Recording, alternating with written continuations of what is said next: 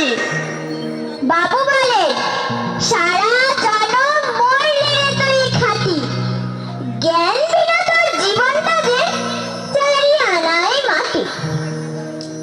খানি বাদে কহেন বাবু, বল তো দেখি ভেবে, নদীর ধারা কেমনে আসে পাহাড় হতে নেবে? বলতো কেন লবণ পোড়া সাগর ভরা পানি?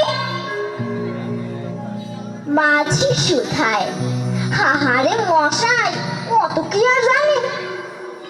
বাবু বলেন, এই বয়সে জানিস না নাকি, জীবনটা তোর নেহাত খেলো, অষ্ট আনাই ফাঁকি।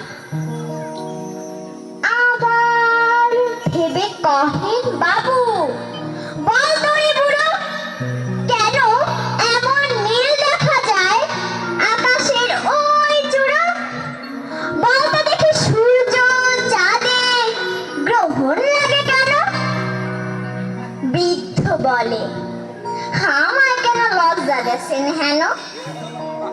বাবু বলেন, বলবো কি আর, বলবো তোরে কিতা, দেখছি এবার জীবনটা তোর 12 আনাই বৃথা। খানিক বাদে ঝড় উঠেছে, ঢেউ উঠেছে ফুলে, বাবু দেখে নৌকো খানি ডুবলো বুঝি তুলে।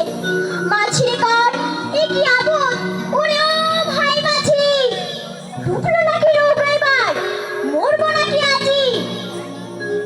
মাছি শুধায়, সাঁতার জানো? মাথা নাড়েন বাবু। মূর্খ মাছি বলে, মশাই এখন কেন বাঁকাবু, বাঁচলে শেষে আমার কথা হিসেব করো পিছে, তোমার দেখি জীবন খানা 16 আনাই মিছে। ধন্যবাদ। অসাধারণ। তবু যেন ছুটছে মানুষ, কিসের